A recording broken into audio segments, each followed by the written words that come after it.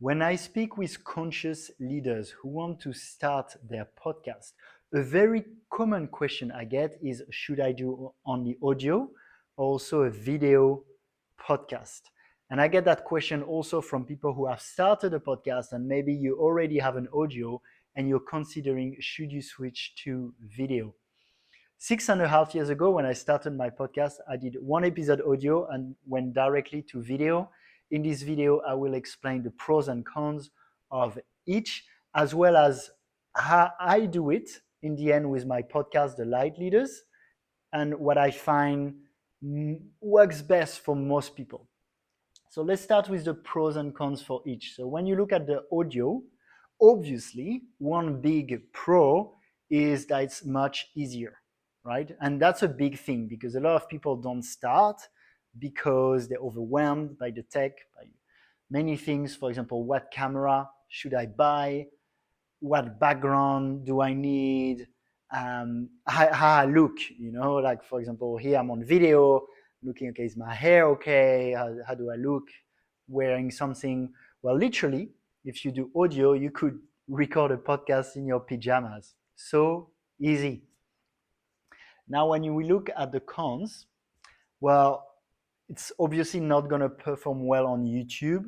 You could think, look, I'm going to have an audio and put an image, so you could still host your podcast on YouTube. But it's so unlikely that it's going to do well if you don't have a genuine, engaging video. You also can do good clips. So again, you could do an audiogram for your Instagram where there's like a wave and someone speaking and the subtitles, but honestly, your clip on Instagram or short form platform isn't going to do very well if you can't see the speaker speak, at least for part of it. And then I included Spotify here because obviously your audio podcast, you can host it on Spotify as well as all the podcasting platforms like Apple. But Spotify recently rebranded from Spotify for podcasters to Spotify for creators. And they are very actively promoting video content and they prefer video podcasts. They're trying to compete with YouTube now on video also. So also for Spotify, it's actually not ideal now if you just have audio. Now looking at the video, the pros, one of them obviously is that you can post on YouTube. Now YouTube is the second search engine in the world after Google. It's also owned by Google. So when you search on Google, you have YouTube recommendations too. So if you want to get discovered, being on YouTube is really important. There's many other things that are important with YouTube that you don't get with Spotify or iTunes. I have a video that I'll post in a few days dedicated to that. But basically, you want to be on YouTube and you kind of need the video for that. Plus, as mentioned, you will be favored on Spotify with your video.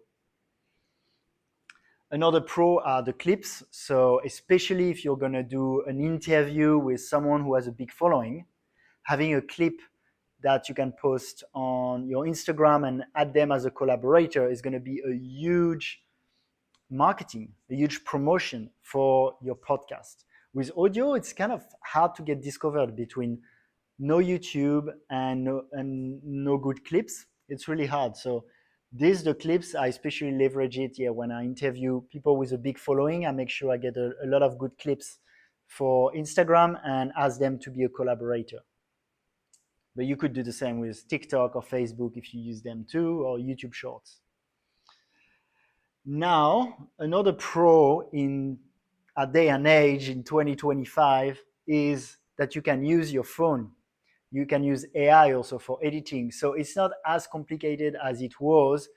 For example, having a video podcast in 2020 was more complicated. At the time, I had a studio, 3 cameras, and it was a lot of work. Or even if I just wanted a video like this, it wouldn't look as good. Now, for example, this video I'm recording on my iPhone 15, and I don't really like doing editing. So when I do my podcast on my other channel, The Light Leaders, I use AI a lot for the editing. And another pro is that it's more personal. If people can see you, they will connect more with you.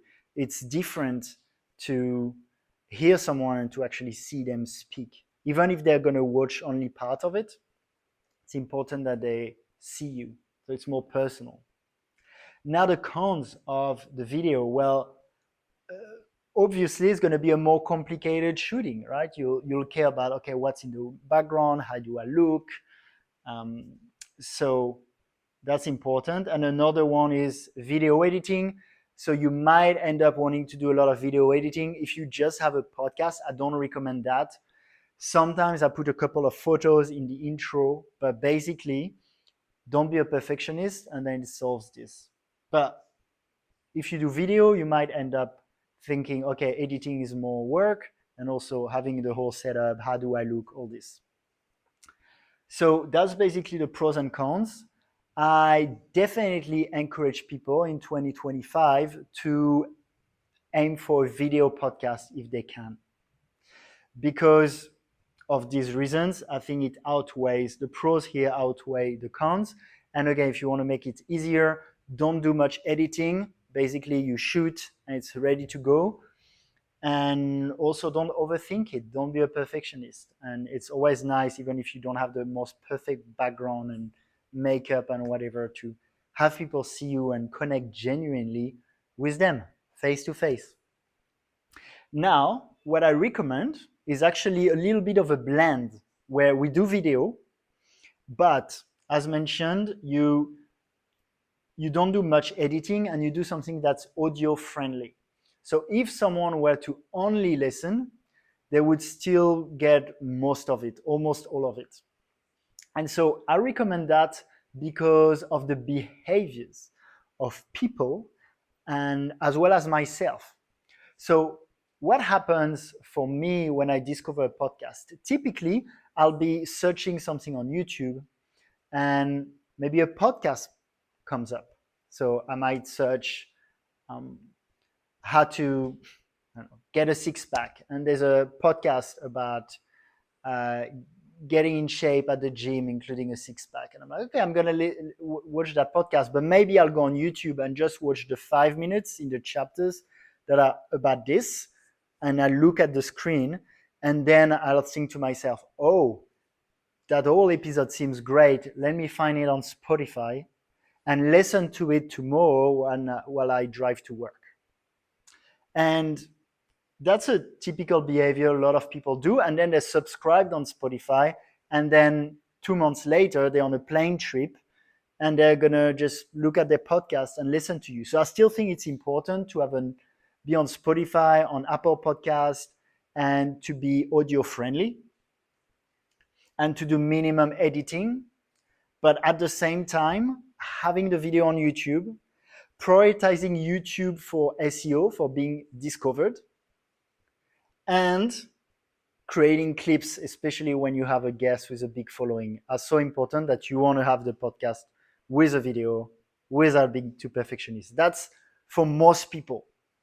For most people who are conscious leaders, coaches, light workers, they want to put a few hours a week, maybe 4 hours a week into having a high quality podcast that supports their brand and business. They're not a full-time podcaster, but they want to do that. Definitely do the video if you can.